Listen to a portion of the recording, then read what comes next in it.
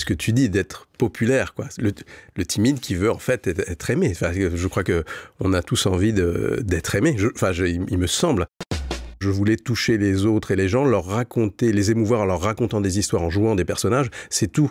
Je ne cherche pas autre chose. Et si un jour quelqu'un me dit ça a modifié, ça m'a fait rêver pendant quelques minutes, ou j'ai vu la vie différemment après avoir vu tel ou tel film ou telle pièce, voilà, alors ça c'est génial. Moi, c'est mon seul but. Moi, mon désir, c'était de jouer des personnages, c'est tout. Mais il y a tellement des à côté, les castings, répétés, etc. C'est d'une violence énorme. En fait, tu es dans un état de fragilité absolue. Bonjour à toutes et à tous. Comme vous, Pause fait sa rentrée et nous sommes ravis de vous retrouver pour une toute nouvelle saison. Une saison pour continuer à explorer ensemble les parcours, les doutes, les déclics de mes invités. Si c'est votre première écoute, bienvenue à vous. Si vous êtes là depuis un moment et que vous nous retrouvez après l'été, merci pour votre fidélité. Pour ne rien manquer des prochains épisodes, pensez à vous abonner et si l'épisode vous plaît, n'hésitez pas à liker et à commenter pour soutenir le podcast Pause. Sur ce, très bonne écoute. Bonjour à toutes et à tous, je suis Alexandre Mars et vous écoutez Pause, le podcast où on prend le temps. Le temps de comprendre comment rendre l'impossible possible en explorant les parcours exceptionnels de mes invités. Qu'ils soient artistes, chefs d'entreprise, entrepreneurs sportifs ou encore activistes. Résilience, succès, inspiration, ils se dévoilent le temps d'une pause. Soyez les bienvenus. Il a conquis les planches, crevé l'écran au cinéma, fait rire des millions de téléspectateurs dans une série devenue culte. Mon invité d'aujourd'hui fait vibrer les mots comme peu d'acteurs savent le faire. Et pourtant, c'est dans la douleur qu'il a appris à lire. Enfant dyslexique, il aurait pu passer à côté. Mais il a tenu, travaillé, persisté. Et c'est le théâtre qui l'a sauvé jusqu'à s'imposer comme une véritable vocation. Formé auprès des plus grands, guidé par la rigueur, il incarne avec autant de finesse les silences que les éclats. Il sait faire rire sans en faire trop, émouvoir sans forcer, raconter des vies avec une sincérité rare. Dans cet épisode, il nous parle de transmission, de passion, de fragilité et de ce fil invisible qui relie l'acteur à l'enfant qu'il a été. Bonjour Guillaume de Tonquédec. Bonjour Alexandre Mars. Comment tu vas? Ça va bien. Après une introduction comme celle-là, ça ne peut que aller bien. Non, merci, c'est beau, ouais. Merci. Et je sais que c'est quelque chose que tu as mis en avant, et même quand on en parlait ensemble, toi, t'aimes en fait être Monsieur Tout le Monde. Monsieur Tout le Monde, pourquoi? Parce que d'abord par timidité. Très honnêtement, de base, j'avais pas tellement envie d'être vu, tout simplement. J'ai même la position de l'ancien timide. Si je me mets un peu de côté, je suis un peu comme ça, je me tiens un peu comme ça. C'est-à-dire, dès que, à nouveau, encore aujourd'hui, quand il y a une situation où quelqu'un qui m'intimide, je sens mon corps qui fait ça, quoi. Comme si je voulais rentrer dans ma coquille, quoi, de disparaître. Je pense que ça vient vraiment de l'enfance. Et en même temps, quelque chose de totalement contradictoire apparemment, j'avais qu'une envie, c'était de briller, d'avoir des amis, de rire, de toucher les autres, en fait. Parce que j'avais plein de sentiments comme n'importe qui en moi. Et j'avais envie de les exprimer. Et alors peut-être la différence ou la spécificité, je sais pas, ce que je m'aperçois en parlant avec toi, c'est que j'avais une envie de partage. C'est-à-dire que ces sentiments, ces choses, c'était pour les autres, de les faire rire, eux, de les émouvoir, eux, moi, le timide. À quel âge? Dès quand, vraiment en pleine timidité, quand tu avais 8, 6, 10 ans, déjà à ce moment-là? Ouais, c'est ça. Et c'était un rêve, parce que tu savais que tu ne pouvais pas. C'était un rêve... Oui, c'était un rêve, mais je sais pas comment dire. Si j'essaie d'être honnête et de me souvenir de mon enfance, adolescence, il y avait quand même une détermination absolue derrière. Bizarrement, le timide était extrêmement déterminé. J'avais envie que ça marche. J'avais envie d'y arriver, de réaliser ce rêve, qui est toujours le même aujourd'hui, c'est que pour jouer la comédie, pour moi, jouer la comédie, c'est un don. Avoir un don, d'être bon quand on joue, c'est mieux, mais c'est surtout un don, c'est-à-dire c'est un don pour l'autre, pour celui qui va écouter, celui qui va regarder. Mais Guillaume, comment t'expliques ça? Et donc, pour ceux qui veulent en savoir plus, tu as écrit un livre, qui est là d'ailleurs, sur notre bibliothèque, Les portes de mon imaginaire, où t'en parles. Donc, il y a beaucoup de choses et merci Guillaume, d'avoir partagé ces moments très difficiles qui ont été des moments pour toi durs. Et c'est étonnant parce que là, tu me dis que tu avais cette vision de faire rire les gens. Pourtant, quand tu as 6, 7, 8 ans, tu te retrouves quand même, aujourd'hui on appelle ça du bully en fait, mais là c'est pas du bully d'autres élèves uniquement, c'est de ta professeure à ce moment, de cette maîtresse. Donc comment tu arrives en même temps à être mis au coin, on te tire les oreilles, on te tape dans la nuque, enfin on fait tout ce qu'on nous explique partout qu'il faut jamais faire. Et pourtant, déjà à ce moment-là, t'espérais, tu voyais autre chose ou là tu peux rien voir, tu penses que t'es débile parce que ta maîtresse te dit que t'es bête. Comment tu t'arrives à avoir honnêtement, être mis comme le bonnet d'âne de la classe et en même temps, tu voulais quand même les faire rire? Oui, alors, c'est vrai parce que tu as commencé par parler du livre. En fait, je voudrais repartir de là. C'est qu'un jour, je jouais La Garçonnière au Théâtre de Paris et Caroline Glorion, qui est journaliste documentariste, je crois que c'est comme ça qu'on dit, qui fait des documentaires, donc, est venue me trouver à la fin du spectacle et elle m'a dit, voilà, dans une collection aux éditions de l'Observatoire, on va explorer un domaine, on voudrait que des gens populaires viennent nous raconter leur rapport à la littérature. C'est quoi leur avis sur les grands auteurs, etc. Pour moi, tous ces souvenirs d'enfance que tu viens de décrire, qui étaient peut-être même pas forcément totalement conscientisés, sont remontés avec une angoisse absolue. Donc je me suis dit, donc je vais dire non à cette femme, mais comme je suis un garçon poli et bien élevé, j'ai fait le mec qui sort de scène et tout, qui est encore un peu dans le rôle, qui est totalement faux. J'ai dit, envoyez-moi votre projet par mail, je prendrai soin d'y réfléchir, là vous comprenez, on m'attend. Moi, t'as donné le vrai email. J'ai donné le vrai email. Ah, déjà, donc c'était... Oui, parce que je m'apprêtais, je me suis dit, voilà, le plan est préparé, je vais prendre 2 jours, ou dès demain, je dirais, écoutez, non, bon. Et puis finalement, dans la nuit, j'ai bien reçu son mail, exposant le projet, et moi, je me suis dit, d'abord, mon avis sur Corneille, je pense que tout le monde s'en fout, sincèrement, enfin, je vois pas en quoi ce serait intéressant, mais je me suis dit, tiens, après tout, j'en ai jamais parlé de tous ces cauchemars d'enfants, même pas à mes parents, et si je peux faire ce livre comme un témoignage pour les autres, c'est-à-dire si un jour un enfant qui vit la galère que j'ai vécue, on lui dit en gros la culture c'est pas pour toi, enfin le monde n'est pas pour toi parce que tu ne sais même pas lire et écrire, tu ne peux pas, tu n'as pas accès aux mots, donc tu n'as pas accès au monde extérieur et à la culture. Donc j'ai trouvé ça très injuste et vraiment ça a été un combat permanent.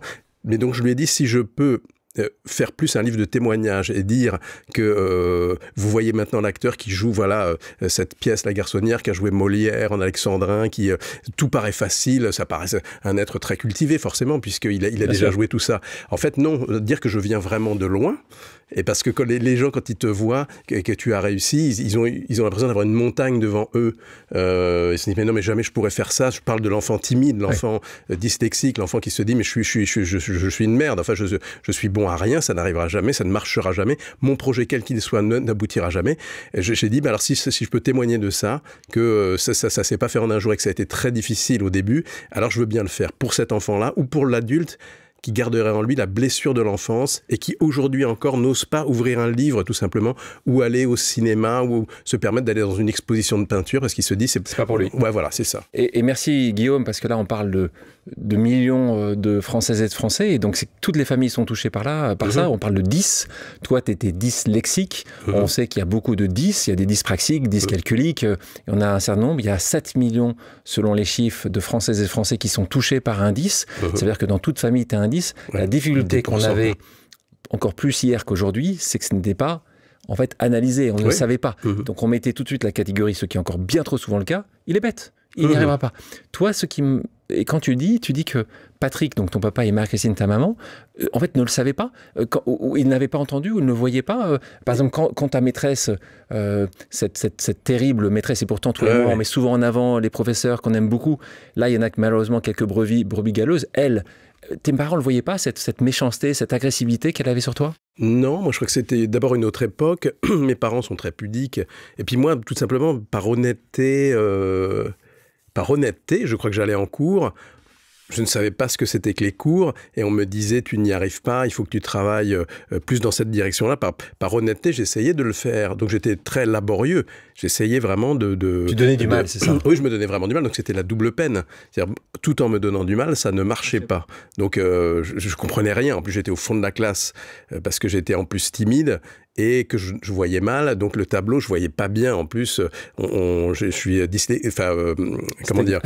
astigmate. Donc par exemple, pour expliquer à ceux qui ne connaissent pas ça, c'est que par exemple un D majuscule de loin, je peux penser que c'est un O voilà, un L? Est-ce que c'est... est-ce qu'il y a M est un N, un R, voilà, c'est ça. bien sûr. On confond tout, donc c'est un enfer. Donc quand elle me disait « tu parles E ou ES », je lui dis « vers du premier groupe, j'ai une chance sur 2 ». Je ne savais pas du tout, j'ai dit « E ». Alors là, bon, bah, elle me soulevait par les oreilles. Elle me soulevait par les oreilles, littéralement. Physiquement, hein. Oui, physiquement. Et donc, j'étais très malheureux parce que j'ai essayé de travailler, mais ça ne marchait pas. Mais pour autant... Tu disais pas ça aux parents? Je reviens à ton sujet, ouais. C'est ça, les parents. J'ai essayé de bien faire, enfin même avec mes parents, je voulais déranger personne en fait. Mes parents ont découvert des trucs en lisant le livre, donc je me suis demandé s'ils allaient être choqués ou blessés, parce que ils n'y pouvaient rien. Mais je pense que c'est vraiment le chemin du timide, là pour le coup, ça ne peut plus rien à voir avec la mauvaise vue ou la dyslexie, c'est l'envie d'essayer de ne pas faire de vagues, vraiment. Il faut bien qu'on comprenne, là on se retrouve quand même avec un jeune Guillaume qui se retrouve à être dyslexique alors qu'il n'est pas du tout vu comme dyslexique, parce qu'à l'époque, la plupart du temps, c'est qu'on n'analysait pas ça. Ouais. Astigmate, parce qu'avant le CM2, personne n'avait vu, personne n'avait pensé que tu ne voyais pas, et d'une timidité. Oui. Mais là, il y avait beaucoup de trucs. Là, c'est pas plus que maladif, c'est au-dessus que maladif. Pour raconter la timidité, ou un exemple vraiment très très concret, c'est que j'avais quand même quelques copains ou copines, et que quand il y avait un anniversaire, évidemment, on était invités. Donc même toi, t'étais invité. Même moi, j'étais invité, et je me souviens très bien d'arriver à la porte de ma copine, de sonner avec ma mère, évidemment, de donner le cadeau et de repartir avec ma mère, de pas pouvoir rester. Ça n'arrive pas, ça. Si, moi, je l'ai fait en disant je sais pas quoi, ma mère même devait être gênée par rapport à la maman qui avait préparé les gâteaux, etc. Mais c'est une histoire vraie, c'est pour te dire le niveau. Et ta maman, quand elle voyait ça, justement, elle essayait d'en parler avec toi, elle essayait de dire il faudrait qu'on aille voir. Elle devait se dire, je sais plus ce que ça, parce que moi, il faut savoir que le timide, tous les gens qui ont quelque chose comme ça, je pense qu'ils développent un espèce de contre-pouvoir ou de contre-qualité, qui ne sont pas les qualités qu'on attendrait, et qu'ils arrivent à se démerder pour faire croire que c'est autre chose. J'ai dû dire que j'avais mal au ventre ou je sais pas quoi, et de façon très plausible, j'étais peut-être déjà un bon acteur, et tout le monde a convenu que c'était mieux que je parte. Voilà, on n'a pas dit « Ah, il est tellement timide, vous comprenez, le pauvre ». Non, surtout, il fallait pas qu'en plus, on me dise « Ah mais oui, c'est parce qu'il est très timide ». Non, il fallait pas que ça se voit, je sais pas ce que j'ai inventé, mais ça a paru, c'est plausible en tout cas, quoi. Et justement, cette évolution-là, comment ça s'est passé? Là, je parlais tout à l'heure justement du fait que quelqu'un... là, on a parlé de cette méchante professeure maîtresse à l'époque. Là, on va commencer aussi à parler des gens qui t'ont donné, ont vu en toi, pas uniquement tes qualités, là, on y reviendra plus tard, mais juste là, on est en CM2, quand un professeur, Monsieur Grandame, se rend compte que peut-être que tu vois mal. C'est ça, c'est aussi simple que ça. En fait, alors cette institutrice, je ne peux pas faire de psychologie de cuisine, mais c'est une femme qui n'avait pas eu d'enfant, et je pense ce serait été sans doute le rêve de sa vie. Donc peut-être que de voir des enfants, tout simplement, c'était compliqué pour elle.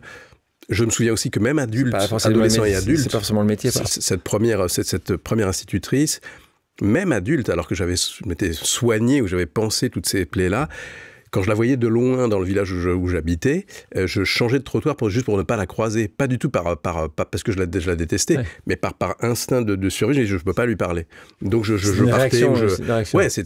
Ça m'a choqué moi-même d'être, même adolescent ou jeune adulte, de me dire pourquoi je ne peux pas parler avec cette femme. C'est loin déjà. Quand tu as connu ton succès, tu t'es pas dit à un moment, tu n'avais pas du tout un système de vengeance, ou juste lui dire, non. Peut-être qu'elle était plus en poste à ce moment-là, ou juste lui dire, attention, ne croyez pas forcément... Alors c'est peut-être la suite de ma timidité ou de ma capacité à ne pas vouloir blesser les gens. Je ne lui ai jamais dit, d'ailleurs je ne mets pas son nom dans le livre par égard pour elle, parce que c'est pas très grave finalement. Ouais. Et je pense aussi que Non, je suis pas d'accord avec toi, c'est très grave. Et je pense que des gens qui ont cette responsabilité... Je pense qu'elle n'était pas formée, elle savait pas... Le drame, c'est qu'elle était en CP depuis des années et qu'elle rêvait de passer d'enseigner au CE1. Et elle a eu sa promotion l'année où je suis aussi passé en CE1. Donc je l'ai eu 2 ans. Les apprentissages fondamentaux, CP, CE1. Donc je suis arrivé vraiment cabossé en CE2, quoi. Et en CM2, ce fameux monsieur Grandame, Daniel, voilà, dont je parle, c'est lui le premier qui a vu que je voyais mal, alors qu'il y avait quand même des examens à l'époque, mais je ne sais pas pourquoi j'étais passé au travers, moi, où j'avais réussi à tricher, j'avais appris par cœur, pour déranger personne, j'avais appris par cœur la plaque là qu'on vous montre, c'est tout ce que j'avais fait. Ouais, c'est ça. Mais c'est lui. Alors, nouvelle épreuve, parce qu'une fois que tu es diagnostiqué astigmate, très bien, il va falloir porter des lunettes. Donc je me souviens très bien des lunettes en métal bleu, voilà, cerclées de elles sont différentes de bleu. D'aujourd'hui, elles sont très classe. Ouais, je te remercie. Elles étaient différentes, je pense. Elles étaient très différentes et moi j'aimais bien. C'est toujours ma couleur préférée, le bleu. Et nouvelle épreuve, c'est qu'il va falloir les porter en cours d'année, ces lunettes. Chez Monsieur Grandame, dans ma classe, donc je vois encore l'étui, je l'ai ouvert, je me dis qu'est-ce que je fais, quoi. Puis à un moment, je les ai mises et puis personne ne m'a rien dit, en fait. Et mon prof a vu tout de suite, parce que lui, je suis allé le voir, je lui ai dit, bah voilà. Mais ouais, personne ne s'est moqué de moi et ça m'a... C'est marrant parce qu'on pourrait se dire mais c'est une délivrance, c'est formidable, ça y est, il va bien voir. Nouvelle épreuve du timide, de se dire merde, il va falloir que je montre, que j'assume d'avoir une nouvelle tête, quoi. Donc celui qui ne veut pas être regardé, si j'ajoute un accessoire, on va d'autant plus me voir. Donc c'était vraiment, je me souviens très bien de ce premier jour qui a été un cauchemar et ça a mis plusieurs jours avant que de temps en temps je les remettais pas, quoi. J'ai mis du temps à oser les porter, quoi. Mais comment alors c'est un trauma. Ça paraît vraiment stupide, tout ce que je raconte. Mais voilà. Et merci de nouveau de le dire parce que il y a des gens qui nous écoutent, soit qui sont passés par là, soit qui ont des enfants qui passent par là. Ouais. Donc c'est très important d'en parler parce que ça crée des traumas. Alors après, on voit ce qu'on fait de ces traumas. On en a tous et toutes, des traumas. Je pense que celui qui dit qu'il n'y a pas de trauma, je pense que c'est un énorme menteur. Il s'en est pas encore rendu compte. Ouais, ou c'est immense, mais bon, c'est un autre sujet. Mais moi justement, le trauma d'aujourd'hui, quand je te vois, quand tu es venu ici au studio, comment tu le vis? Tu te mets sous une casquette et avec des lunettes de soleil parce que justement, tu n'as pas envie de te déranger ou tu as envie de passer à incognito, toujours ce passe-muraille? Ou est-ce que justement, toi, tu dis tu aimes bien justement aujourd'hui que les gens viennent t'arrêter, justement, qu'ils disent bah, tu m'as fait sourire ou vous m'avez fait sourire? Comment justement quelqu'un qui a été traumatisé par certaines situations de la vie et qui ont montré une timidité extrême, aujourd'hui, quand quelqu'un que tu connais pas qui vient te voir, ça peut être un petit peu prenant. Donc, comment t'aimes bien ça? Quand t'es venu là aujourd'hui, des gens ou aujourd'hui, ce matin ou hier, des gens qui sont venus te voir, c'est quoi? Comment tu vis ça, toi? Oui, c'est vraiment une bonne question parce que c'est totalement contradictoire à nouveau. J'avais qu'une envie, c'était qu'il m'arrive ça. Ah bah oui. Ce que tu dis d'être populaire, quoi. Le timide qui veut en fait être aimé. Enfin, je crois que on a tous envie d'être aimé. Il me semble. Et donc moi j'ai trouvé ce moyen-là par le jeu et du coup d'entrer chez les gens. C'est cette chance incroyable de cette série Fais pas ci, fais pas ça où on est rentré dans les familles et donc il y a plein de gens de fait qui me reconnaissent et qui me parlent de cette série qui a beaucoup touché les autres. Et ça me fait évidemment infiniment plaisir. Et c'est ce que je recherche, mais ça paraît totalement contradictoire avec celui qui veut au contraire être, quand il était enfant, passer inaperçu. Donc je crois que c'est plutôt, je reviens à cette histoire de don, c'est-à-dire de partage, c'est de faire du bien aux autres. C'est très bizarre, quel que soit le rôle. Pas forcément de les avoir fait rire, mais de les avoir touchés intimement sur certains rôles plus graves aussi, comme dans Arrête avec tes mensonges, qui est un film assez récent que j'aime beaucoup, ou des personnages comme ça plus complexes. Il paraît, c'est une comédie, etc. Mais il y a des choses derrière, en fait, derrière ces personnages, il y a des blessures aussi. Et c'est ça qui m'intéresse, moi, de les montrer l'air de rien. Oui, vous avez ri, mais quand vous allez rentrer chez vous, après avoir vu Le Prénom, par exemple, au théâtre, il y a d'autres choses dans les personnages. C'est pas que drôle, quoi. Donc, c'est ça qui m'intéresse. Et les gens, quand ils t'arrêtent, aujourd'hui, ils t'arrêtent en disant, tiens, je me souviens de la famille Le Pic, où ils t'arrêtent justement Le Prénom, où ils disent, mais... Non, mais il y a plein de gens aussi, parce qu'il y a quand même des trucs assez drôles. Il y a plein de gens qui me disent, qui se disent, je connais ce mec, mais où? Et donc, à la cafétéria du bureau. Mais c'est ça, je me souviens, j'étais dans un port en Bretagne, je naviguais, je vois un père et son fils qui passent à côté de moi en barque, et le père dit, mais... Là, tu te dis, il m'a vu. Et je dis, ça y est, il y a l'ego de l'acteur qui se réveille, qui se dit, ça va être un grand moment. Et il va me dire qu'il m'a vu dans, je sais pas, Barbecue, Le Prénom, je sais pas quoi, ou au théâtre. Et il était avec son fils. Et puis, mais on se connaît. Mais j'arrive pas à me souvenir d'où. Et on s'est vu déjà. Et je dis, écoutez, peut-être, parce que moi, dans ces cas-là, je vais pas dire, si vous savez, je suis acteur, voilà, vous avez dû me voir. Je dis rien. Je dis, écoutez, peut-être, parce qu'après tout, comme moi aussi, je reconnais pas bien les gens parce que je vois mal. Je dis, c'est peut-être réellement quelqu'un que je connais. Donc, il y a une double méfiance. Et puis, le fils a fini par lui dire, mais papa, tu l'avais vu au bar. Donc, j'étais avec mon propre fils, on a éclaté de rire, et puis j'ai laissé le mystère. C'est bien le mystère. Il y a plein de gens qui se disent, je connais ce gars-là, mais je sais pas d'où, quoi. Et c'est marrant, parce que quand on parle de mystère, Je sais que toi, il y a un mystère que tu protèges, c'est le mystère de ta vie privée. Ce qui est assez rare, hein, parce que c'est vrai qu'on connaît la plupart des gens qui ont ta notoriété, on sait à peu près tout, en tout cas beaucoup de choses sur eux. Toi, et là aussi, c'est une sorte de... Oui, tu veux faire un métier qui est donc forcément connu, tu risques d'avoir un ego peut-être moins dimensionné, surdimensionné que d'autres, mais qui existe. Et pourtant, quand Paris Match veut faire des photos de toi et de la famille, quand des gens veulent aller un peu plus, tu refuses. C'était pour toi, c'est une logique absolue de refuser. Tu t'es laissé tenter, t'aimerais te laisser tenter. C'est quoi la raison derrière? Alors tu l'expliques d'ailleurs, tu écris dans ce livre, c'est que de nouveau, tu as envie de laisser ce mystère que ce Monsieur Tout le Monde puisse justement tout jouer. Mais c'est vraiment ça? C'est d'abord par égard pour ceux qui partagent ma vie, parce que je me dis après tout, ils n'ont pas choisi ce qui m'arrive. Donc je vois pas pourquoi. Et ils t'ont connu là avant que tu aies cette notoriété. On parle de ton épouse avant que tu aies cette notoriété-là. Donc elle t'a pas connu après. Mais ils n'ont pas choisi ce qui m'arrive et après tout, peut-être que ça peut les desservir. Je ne sais pas sur quel plan, peut-être. Mais tu aurais pu parler avec eux parce que si j'en parle avec eux, non, j'en parle très clairement. Et ils t'ont dit, on veut pas. Je les laisse choisir. Mes enfants, par exemple, quand il y a une avant-première ou quelque chose comme ça, il y a très souvent, on fait des photos, etc. Je sais que ces photos, du coup, elles sont dans le domaine public. Hein, c'est des photos qui sortiront le jour où je mourrai. Ils vont les récupérer, etc. Je sais très bien ce qui se passe. Et puis voilà aussi. Donc je dis à ceux qui m'accompagnent, est-ce que tu as envie ou non? Moi, j'y vais parce que ça fait partie du job. Mais t'es pas du tout obligé. Et tout ça, on en discute avant parce que la notoriété, c'est pas que bien. C'est-à-dire ça apporte aussi sa cohorte, son cortège de soucis, de problèmes, de jalousie, de qu'en dira-t-on, etc. Donc après tout, moi j'ai pas fait ce métier parce que je reviens vraiment encore à la base. Ouais. Moi je voulais toucher les autres et les gens, leur raconter, les émouvoir en leur racontant des histoires, en jouant des personnages, c'est tout. Je ne cherche pas autre chose. Et si un jour quelqu'un me dit ça a modifié, ça m'a fait rêver pendant quelques minutes, ou j'ai vu la vie différemment après avoir vu tel ou tel film ou telle pièce, voilà, alors ça c'est génial. Ouais, c'est mon seul but. Là tout à l'heure on parlait de maîtresse, une maîtresse qui a été compliquée avec toi, on a parlé quelqu'un en CM2, et là on va reparler de quelqu'un, des choses positives, des gens, et moi je crois tellement à la transmission, je crois les gens qui tendent la main. Là on parle de Françoise Gaillard, là aussi c'est certainement elle qui t'a ouvert certainement cette voie. C'est elle que tu considères que celle qui t'a mis dans cette direction vers le théâtre, celle qui t'a commencé à te pousser vers qui a vu quelque chose en toi que d'autres n'avaient pas vu avant? Oui, à l'évidence, c'est-à-dire que c'est ma prof de 4e, 3e. Moi, je suis rentré en 6e au collège Louis Lumière, c'était prédestiné, qui était d'ailleurs un collège audiovisuel. À l'époque, on enseignait par l'audiovisuel, c'était un endroit absolument extraordinaire. Puis après, on l'a fait rentrer dans le rang, on a supprimé tout ce qui était audiovisuel. On pouvait, par exemple, en 6e, mais dans les années, donc, fin des années 70, début des années 80, on pouvait faire, nous, nos films, les élèves, dès la 6e. Il y avait ce qu'on appelle un CDI, un centre d'autodocumentation, où on pouvait aller chercher des archives, des microfilms, des films. Maintenant, ça paraît totalement dépassé, mais à l'époque, c'était un truc de fou.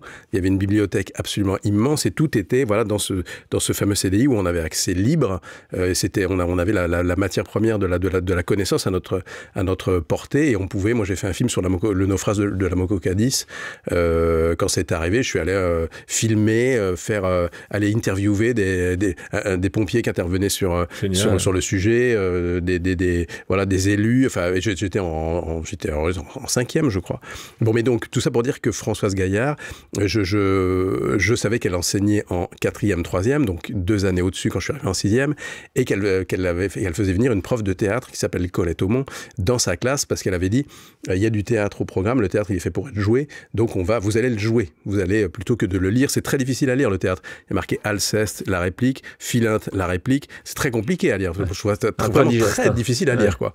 Très rébarbatif et quand même très c'est un reboussoir. Honnêtement, je trouve ça très difficile à lire, quoi. C'est pas comme un roman ou un récit où on rentre dedans. Là, il faut vraiment se remettre à chaque fois scène 1, acte 2. Bon, je trouve ça compliqué. Donc de le jouer, c'était en effet une très bonne idée. Et j'avais vu des représentations de mes copains un peu plus âgés au collège. Je me dis mais c'est vraiment tout ce que j'ai envie de faire. Comme j'étais tellement timide, jamais j'aurais osé pousser la porte d'un cours. Je me dis, il faudrait que je sois dans la classe de cette prof.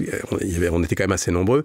Je me retrouve dans la classe de cette prof, mais l'année d'avant, elle avait dit j'en ai marre de faire du théâtre, donc elle n'avait pas fait revenir cette Colette Aumont. Parce qu'il faut rendre hommage aux profs. Faire des choses qui sont en dehors du programme, c'est beaucoup de temps, beaucoup d'investissement, beaucoup d'ennuis administratifs et de plus en plus. Et donc, et on comprend, on va essayer de protéger au maximum tout le monde, c'est très bien, mais au bout d'un moment, on protège tellement que, comme dans la société américaine, on finit par prendre tellement de coups ou de risques de procès ou je ne sais pas quoi, qu'on ne fait plus rien. Quoi. Ouais. Donc, je rends hommage à tous ces profs qui font encore aujourd'hui, malgré tout, parce que ça peut changer des vies, j'en suis un exemple concret. Et donc, je me retrouve dans la classe de Françoise Gaillard, déjà première victoire, et puis elle annonce assez vite en début d'année que Colette Aumont va venir. Alors là, moi, je me suis dit, mais c'est... Bon, il faut aussi avoir de la chance dans la vie, et là, pour le coup, c'est de la chance. Et Colette Aumont vient, Françoise Gaillard dit, on va consacrer un mercredi par mois, les 4 heures de français du mercredi matin, on va les consacrer au théâtre. J'ai regroupé les heures, parce que c'est... Voilà, on va faire que ça toute la matinée. Et je me suis retrouvé, je ne sais plus avec quoi, peut-être un poème ou une scène, devant mes copains, moi le timide, à jouer une scène et à sentir d'abord la connexion avec mes copains. Moi qui étais timide, tout d'un coup, je pouvais enfin les intéresser, des rires, ou des regards tout simplement. Et puis surtout une sensation physique de décoller du sol. Vraiment, ça peut paraître curieux, mais de me dire qu'est-ce que je me sens bien, quoi.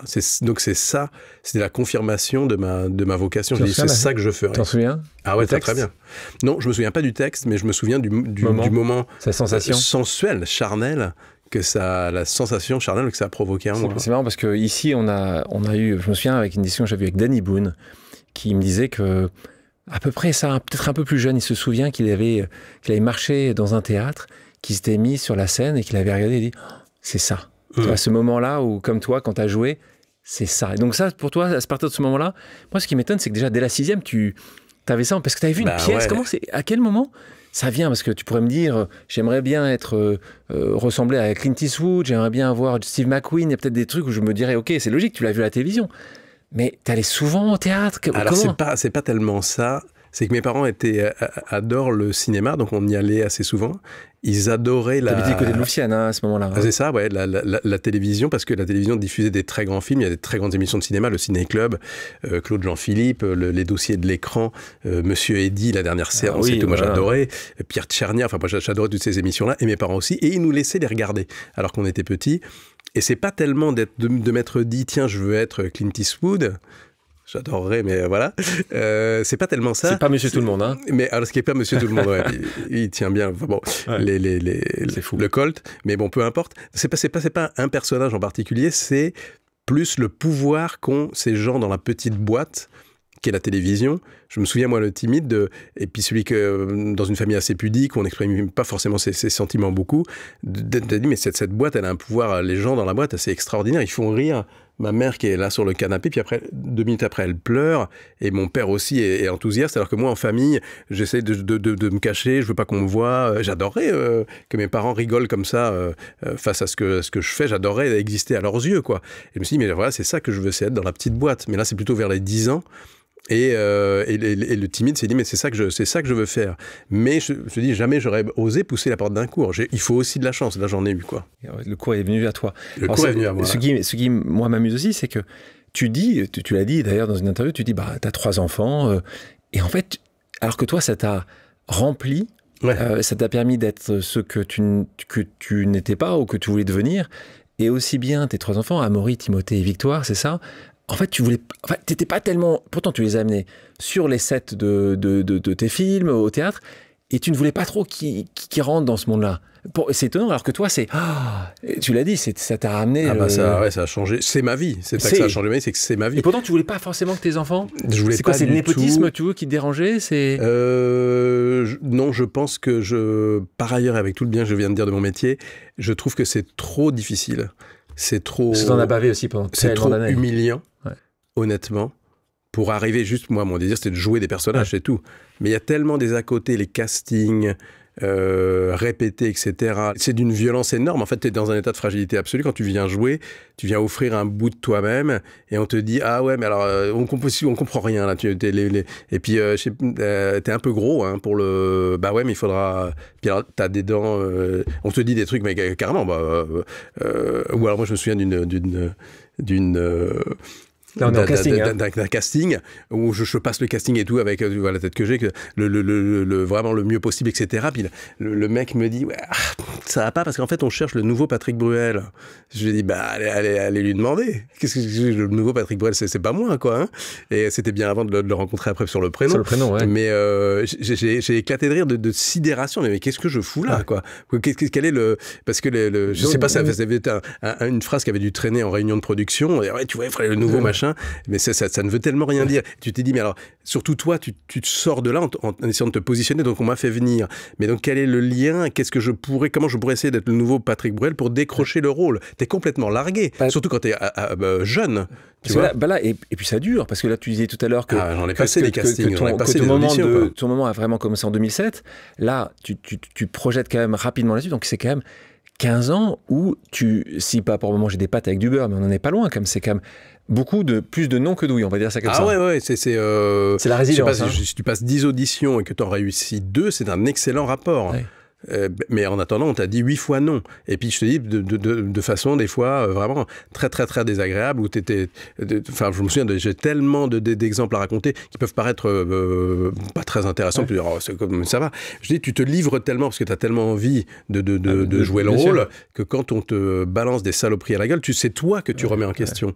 Guillaume, on va passer maintenant à une pause vérité. La pause vérité, c'est que je vais donner des phrases souvent entendues ou des clichés sur ton industrie, sur ton système. Tu vas voir, c'est très similaire à ce qu'on vient de discuter ensemble. Et tu me dis si pour toi, c'est vrai ou faux. Okay, et pourquoi, si tu as envie. D'accord. Un acteur sans ego ne tient pas longtemps. Vrai. Vrai, parce que j'explique pourquoi. Parce qu'on pourrait dire, non, mais lui, il a l'air tellement sympa, voilà, il n'a pas le melon, etc. Ouais. Il ne la ramène pas. C'est totalement faux.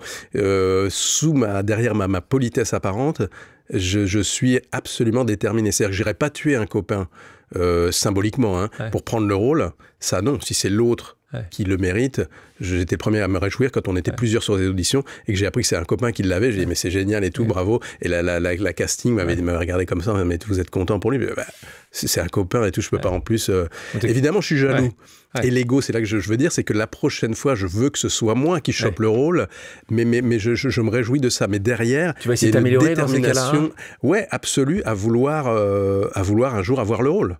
Donc c'est pour ça que j'ai un ego surdimensionné que je calme. En tout cas, il se voit pas trop. Ouais, mais bon, il existe. Un bon acteur peut tout jouer. Un bon acteur peut tout jouer. Un bon acteur peut tout jouer. Je suis pas sûr. Je sais pas. C'est quoi un bon acteur aujourd'hui? C'est quoi mettons Depardieu de côté. Ouais. C'est quoi pour toi un très bon acteur aujourd'hui? Un bon acteur aujourd'hui, on parle toujours de Pierre Ninet. C'est quoi un bon acteur? Pierre, c'est un super acteur. Donc est-ce qu'il peut tout jouer? Alors moi, je le vois jouer un peu tout. Il a joué. Alors bon, voilà, c'est un bon exemple parce que Pierre, il a joué énormément de choses, que ce soit dans le drame ou la comédie. Et je pense qu'il va faire que s'améliorer avec le temps qui va passer, les coups positif ou négatif qu'il va prendre dans la figure parce que il va prendre d'autant plus d'épaisseur, je pense, comme tous les bons comédiens. Je pense que comme le bon vin, voilà. Oui, c'est un bon exemple. Lui, il peut faire beaucoup de choses, mais c'est une question compliquée. Toi, tu peux tout jouer. Tu peux tout jouer, toi? Je pense que est-ce que je peux tout jouer? Je sais pas. Est-ce que tu préfères plus jouer quelque chose? Est-ce que la comédie c'est plus difficile que le drame? La comédie, c'est pas que c'est plus difficile que le drame, mais on reconnaît plus volontiers le drame, l'acteur dramatique, que l'acteur de comédie, tout simplement. C'est comme ça, parce que ça paraît facile, justement, c'est pour du divertissement. Mais en fait, moi je dis souvent que le personnage qui est de comédie, il vit un drame. Très souvent, le prénom, ce gars, il est obligé de se cacher. On pense que... On imagine des choses sur lui qui sont totalement fausses et qui vont beaucoup le blesser quand on va les lui révéler. Et il est obligé de se cacher parce qu'il est amoureux de la maman de ses 2 meilleurs amis. C'est quand même très compliqué, que c'est un secret énorme pour lui et pour elle. Et donc il vit un drame parce que le moment où il est obligé d'avouer ça à ses meilleurs amis, il sait que c'est sans doute la fin de l'histoire avec eux, et peut-être même avec celle qu'il aime, que ça va être d'un tel chambardement que peut-être que c'est la fin. En tout cas, c'est un moment de vie dramatique. Mais il faut faire rire aussi. Et la situation prête à rire, mais quand on pense bien au personnage, comme ce que faisait Valérie Benguigui juste avant dans son magnifique monologue de déclaration où elle prend la parole pour toutes les autres femmes, d'ailleurs, c'est un moment unique de Valérie, était exceptionnel. C'est un drame qu'elle vit aussi. Est-ce qu'on se remet jamais tout à fait d'un rôle qui a eu beaucoup de succès. Tu me parles du prénom.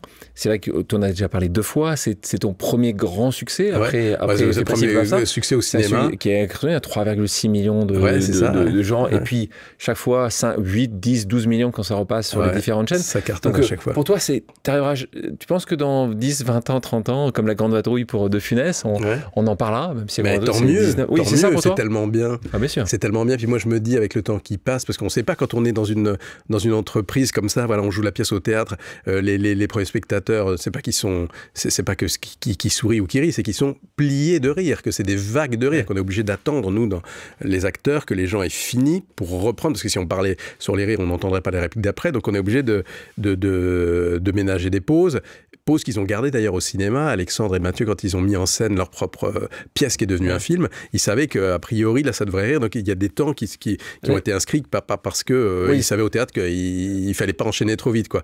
Mais donc avec le temps qui passe, je me dis peut-être j'ai de la chance. En fait, je suis dans un film classique français qui restera au-delà de moi, et c'est génial. Qui ne savent pas forcément. C'est vrai que c'est une pièce aussi, en plus d'être un film. D'abord une pièce. Et c'est pas prévu de la rejouer parce que maintenant ça fait assez longtemps qu'elle n'a pas été rejouée. Nous, on devait faire. Il y a une proposition de tournée qui était carrément une tournée internationale. On devait aller aux États-Unis, au Japon, à la Réunion, pourquoi etc. Ça s'est pas fait ? Ça s'est pas fait parce que Bruel n'avait pas le temps. Il avait plein d'autres trucs à faire. Qui voulait pas donner trop de temps à la tournée. Or, une tournée, pour qu'elle soit rentable pour des raisons de production, il faut que ce soit au moins 3 mois. Enfin bon, il les avait pas. Et surtout, on a tourné le film dans la foulée de la pièce. Et du coup, une fois que tu as tourné le film, que le film est lui-même parti en tournée, qu'on a accompagné la tournée tous ensemble, on avait peut-être plus goût à le faire. Et puis la vraie raison, c'est la mort de Valérie. Moi, jamais j'aurais rejoué la pièce sans elle. Ça aurait pu être comme Starmania, ça aurait pu être une autre équipe. Ah oui, une autre équipe. Il y a eu d'autres équipes et tant mieux. Je pense que la pièce reviendra. Elle sera rejouée. La notoriété rend les relations plus floues.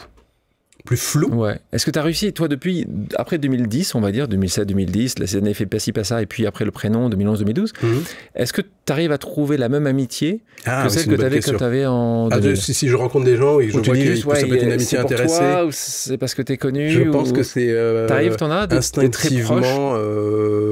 D'abord, j'ai gardé tous mes copains d'enfance et d'adolescence. Eux, ils n'ont pas changé. Et au contraire, ils se réjouissent très simplement pour moi, ils viennent voir toutes les pièces et on va bouffer après, on refait le monde, etc. Puis on voit où en est chacun, etc. On prend des nouvelles des autres dans les bons et les mauvais moments. Ça, c'est vraiment un socle important de copains, mais ils sont pas 100 000. Hein.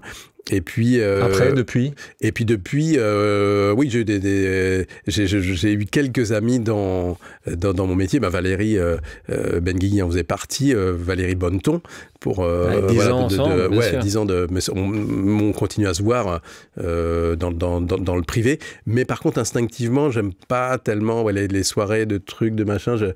Même chose. J'ai jamais trouvé un rôle grâce à une soirée, quoi. Donc, tu te remets dans une posture un peu. Ouais, je pense que je dois avoir un instinct de survie qui me dit, oula, elle ou lui, attention, quoi. On ne peut pas jouer sans faille intérieure, sans trauma. Est-ce que tu en as beaucoup? Puisque vous connaissez entre artistes, entre actrices et acteurs, est-ce que tu vois des gens qui... Tu connais leur trauma, tu dis, c'est ce trauma-là qui va faire comme toi, qui va faire leur talent. Tu penses qu'on peut jouer sans trauma? C'est une super question à nouveau, parce que... Bravo. Sinon, attends, je note tes points là. En fait, c'est c'est la méthode Stanislavski qui disait qu'il fallait se servir de ce qu'on avait vécu pour positif ou dramatique, pour donner la vérité au rôle, pour nourrir les personnages. Et puis à l'inverse, il y a la méthode Mastroianni qui lui rigolait de tout ça en disant mais c'est tous des malades, jouer un personnage, moi je réfléchis à lui et puis tout d'un coup il vient me visiter quand je prépare des pâtes, je prépare les pâtes avec lui et voilà j'ai un échange et après je sais comment je vais pouvoir le jouer. Il disait aussi cette phrase géniale, il disait jouer la comédie c'est comme faire l'amour et je vous remercie, j'ai beaucoup fait l'amour. Puis il éclatait de rire, j'adore, je suis plutôt de l'école Mastroianni que d'aller rechercher le trauma en moi pour me dire, etc. Parce que, je sais pas comment dire, il y a un truc qui va sonner faux, parce que c'est trop intrusif, et pour autant, s'il y a une réplique, il y a des rôles, arrête avec tes mensonges, là j'en parlais, il y a un personnage à un moment, il fait un point bien malgré lui sur sa vie parce qu'il y a des gens du passé qui vont ressurgir et il va apprendre des choses qui vont vraiment sincèrement le bouleverser, notamment la lecture d'une lettre. Et je savais, moi, le jour de tournage, que la lecture de la lettre allait être un point d'orgue du personnage, c'est un rendez-vous, quoi. C'est ce jour-là et ce sera pas le lendemain parce qu'on ne rejoue pas comme au théâtre. Il faudra que l'émotion sorte. Et je me souviens que je me suis totalement laissé aller. Je ne sais pas où je suis allé chercher ça, mais la scène, je me suis fait avoir moi-même, quand je me suis mis à être particulièrement ému. Donc j'ai utilisé quelque chose de moi, certainement, pour qui correspondait au personnage. Tu l'avais préparé justement, tu t'es dit tiens, je m'étais mis là-dedans que je vais en chercher. état de disponibilité, j'ai envie de dire, et de laisser le moment, parce qu'on peut pas aller des larmes forcées, ça marche pas, quoi. En fait, on met pas de l'oignon, on peut aussi, et les gens peuvent être émus par l'oignon ou le menthol, hein. Le menthol aussi, et j'avoue que je l'utilise aussi de temps en temps, parce que quand on a fait la 15e prise et qu'on est passé sur l'autre personnage, puis on vient enfin sur toi, etc., que t'es sec, en fait. Ouais. L'émotion, en tout cas, moi, j'arrive pas à dire, allez, à chaque fois, waouh, c'est ça qui est magnifique avec le cinéma, c'est que il faut, tu sais que c'est à ce moment-là, quoi. Et puis, peut-être tu vas mettre 15 prises, mais la 15e sera la bonne, et les gens ne verront que la 15e prise dans le film. Ils n'auront pas vu les 14 autres, où t'as ramé, etc., où tu trouvais pas. Puis tout d'un coup, tu vas trouver, ou peut-être que tu vas pas trouver, ça, c'est le drame de ta journée, voire du rôle, parce que tu l'auras pas. Justement, en parlant de rôle, est-ce qu'il y a enfin, pour terminer quand même sur la notion d'utiliser des choses qui t'ont bouleversé, etc. Moi, j'y mêle forcément la notion de plaisir. C'est pour ça que je suis plutôt de l'école Mastroianni. Il faut qu'il y ait quelque chose de joyeux. Même dans le drame le plus absolu, il faut que tu te regardes en train de pleurer, éventuellement, mais pas forcément que tu te sois ouvert les tripes et qu'après, tu sois pendant 2h30 dans ta loge à taper contre les murs, à dire « j'ai tout donné, mais j'en peux plus. Surtout, me lâchez pas. » Il faut pas que ça confine à la folie. Le problème de ça, c'est que tu as des acteurs qui ont eu, comme tous, des vies terribles, et qui n'ont jamais réussi. On a tous eu des trucs terribles, et ça va pas en faire des bons comédiens. Donc il faut absolument, moi, ce qui me sauve, la boussole, c'est aussi la notion de plaisir, même dans les moments dramatiques. La peur que le succès s'arrête, la peur que ton prochain film n'ait pas plus de X millions de téléspectateurs, ta série, c'est toujours là, pour tout le monde. Oui, j'adorais cette phrase de Marielle, Jean-Pierre Marielle, il disait le problème de notre métier, c'est de durer. C'est tellement juste. Et lui qui a eu on pense qu'il n'y a eu que des hauts, mais quand tu vois la vie de l'homme, il y a aussi des moments, et de l'acteur, difficiles, etc., où il a un peu disparu. Annie Girardot, quand elle a son César du meilleur second rôle, je crois que c'est pour Les Misérables, où elle est tellement bouleversée et bouleversante, où elle dit, je ne sais pas si j'ai manqué au cinéma français, mais à moi, le cinéma français a manqué douloureusement, particulièrement. Enfin, elle est en larmes et tout. Bon, c'est du vécu. Hein. C'est du vécu. Et cette femme qui a joué les plus grands rôles, qui nous a bouleversés, là, ça l'était debout à juste titre, lui a rendu un maigre hommage par rapport à la douleur qu'elle avait vécue, parce qu'à un moment, elle a plus intéressé, les gens disaient, oh, on l'a trop vu, je sais pas, et tout d'un coup, on l'a plus appelé, quoi. Et ça a été une blessure énorme. Toi, tu le vois, ça, chaque année, tu dis, tiens, est-ce que j'ai reçu 5, 10, 20, est-ce que ton agent, tu dis, t'es inquiet aujourd'hui, t'es continuellement inquiet. Moi, je pense que je suis inquiet. Pas inquiet. Je pense qu'il ne faut pas du tout raisonner en se disant, bon, attends, là, ça c'est un rôle à César. Moi, je vais y aller, je vais le faire, c'est un rôle à César. Il faut d'abord suivre son instinct et se faire plaisir. Il ne faut pas y aller pour de mauvaises raisons, quoi. Parce que le rôle à César, et quand tu n'as pas le César, alors là, tu es vraiment très, très mal, quoi. Et puis surtout, à quoi bon ? Il faut suivre forcément son instinct parce que sinon, tu vas être super malheureux. Puis ça n'existe pas. Enfin, ça n'est pas... Qui est ton agent ? Laurent Grégoire. D'accord. Et j'en ai eu d'autres avant, mais là je travaille avec Laurent et on parle beaucoup, on échange beaucoup, et au final c'est l'acteur qui prend toujours la décision, donc ça il est très respectueux de ça, mais par contre il a une vision très claire et très nourrissante, enfin intéressante, au moment de ta vie, là où tu en es, etc. Et est-ce que c'est bien ou pas, et puis après Il y a des choses que tu as regretté de ne pas faire ? Jamais. Jamais ? Tu as dit t'es passé, tu as dit non, soit parce que tu étais sur scène, soit parce que... oui, il y a des choses que je n'ai pas pu faire, ça c'est vrai.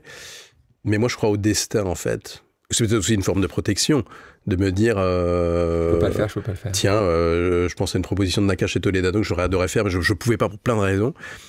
Alors, c'est dans lequel, C'était en thérapie. Voilà. En thérapie. En thérapie, je pouvais pas le faire. Et j'avais très très très envie de bosser avec eux. Donc bon, mais je crois au destin parce que je crois que les rôles, ils appartiennent à ceux qui vont les jouer. Moi, souvent, j'ai été un troisième choix. Et on te dit, on a un truc à te proposer, tu comprends, etc. Et tu dis, oui, vous tournez quand? On tourne dans 15 jours. Tu dis, d'accord. Ouais. Donc il y a eu pas mal de refus avant. Ou alors, il y en a un qui s'est cassé la jambe ou qui a dit, allez vous faire voir, finalement, je fais plus votre film. Et moi, je m'en fous, en fait, parce que je crois sincèrement que le rôle, s'il te plaît, appartient à celui qui va le jouer. J'ai pas de problème avec ça. De même que, par contre, il m'est arrivé de refuser des choses, parce qu'en me disant, on me le propose clairement parce que ça va permettre de débloquer des situations de production. Okay. Mais si ça me plaît pas, pourquoi j'irai? Alors je me dis, mais si vous dites oui, le film peut se faire, ou la pièce. Ouais. Je dis, ouais, mais moi je comprends pas le rôle, donc je serais pas bon Guillaume, ouais. On va passer à une pause amicale. Ici, on a des pauses, il y a beaucoup de gens qui t'aiment et qui ont la gentillesse de te poser une question. Là, c'est quelqu'un que j'apprécie particulièrement, qui est la raison de notre contact. Je parle d'Isabelle Nanty. Et Isabelle a une question tellement sympa pour toi. On écoute Isabelle.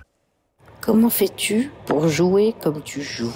Est-ce que tu imagines, d'après les mots écrits sur le papier, la personne que tu vas jouer? Est-ce que tu te laisses emporter par elle?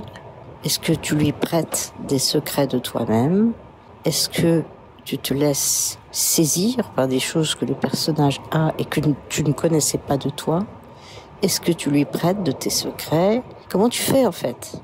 Moi j'aimerais bien savoir comment toi Guillaume tu fais pour jouer si bien, si incroyablement et à chaque fois si renouvelé. Voilà, et n'oublie pas que je t'aime fort. Je t'aime fort aussi, Isabelle. D'abord, ça me touche beaucoup. Parce que j'aime... Ouais, c'est des rencontres comme ça... très particulières. Isabelle, elle compte pour moi, ouais. Alors qu'on avait joué au théâtre ensemble dans Tartuffe, et puis après, elle a été la merveilleuse Madame Potin dans Fais pas ci, fais pas ça. Cette bonne qui n'aurait jamais dû être là, était quand même là, qui tombe secrètement amoureuse de Monsieur Lepic, avec des scènes d'anthologie, avec Isabelle tournée entre les fous rires tellement elle était exceptionnelle. Et c'est à nouveau que des bonnes questions. Là, il y en a beaucoup de questions. Alors, Isabelle Nanty, de nouveau, une actrice exceptionnelle, une metteuse en scène géniale. Et professeur aussi. Et professeur, et une femme en or. Donc, une vraie personne... alignée et qui est venue ici. Pour ceux qui ne l'ont pas écouté, écoutez absolument Isabelle Nanty dans Pause. Isabelle, parce que... et puis là, on parle de dyslexie. Son histoire aussi, elle, est une histoire de dyslexie très forte. Et encore aujourd'hui, d'ailleurs, elle nous disait dans Pause que c'est aussi compliqué parfois aujourd'hui de lire des scénarios. Donc ça reste souvent un fardeau longtemps pendant toute sa vie. Mais en tout cas, Isabelle, merci encore une fois pour ta question adorable, qui est une superbe question. Comment tu fais? Comment je fais? En fait, je crois que le public, tu peux pas lui faire prendre des vessies pour des lanternes. Il sait très très bien quand c'est juste ou quand c'est faux. Je pense que c'est un truc animal, vraiment. On peut pas pallier à ça. Un acteur, il est juste ou il est faux. C'est terrible d'ailleurs, hein. Mais c'est un constat. Et alors, il y en a qui mettent beaucoup de chantilly dessus et qui surjouent un peu, etc., et qui réussissent à embarquer l'affaire. Mais au fond, est-ce que celui qui a regardé ou celle qui a regardé, moi, ce que j'aime, c'est quand je comprends pas d'où ça vient et où ça me touche à un endroit de moi, je ne sais même pas exactement où, mais où ça modifie ma journée, où ça peut me faire monter les larmes aux yeux que je m'y attendais pas. Le grand interprète, pour moi, c'est ça, quoi. Et où il réussit, je parle toujours de la petite porte secrète, pendant la représentation, il arrive dans la salle, il ouvre la petite porte secrète du cœur du spectateur, et il y met des émotions. La personne, elle va être bouleversée de façon charnelle. Ça dépasse même la réflexion. Puis tout d'un coup, la lumière se rallume, les gens applaudissent, et l'acteur, avant, il a pris soin de refermer la petite porte et à clé, puis de laisser la clé là. Et il y a quelque chose de très délicat entre l'acteur juste et le public. Et il va voir sa soirée modifiée, peut-être sa semaine, peut-être même sa vie, parce que, pas par l'acteur lui-même, mais par les sentiments, les choses qui se sont passées en lui, et peut-être qu'il va prendre des décisions, même en se disant, je viens de voir cette pièce, je suis brouillé avec tel membre de ma famille depuis quelques jours, depuis quelques mois, depuis plusieurs années. Ou alors on parle de parents, je vois ces relations familiales, j'ai en sortant, la plus belle des choses, le plus beau compliment, ce serait de dire, bah tiens, je vais décrocher mon téléphone et je vais appeler ma mère, je ne parle plus depuis pour telle et telle raison, mais c'est con en fait.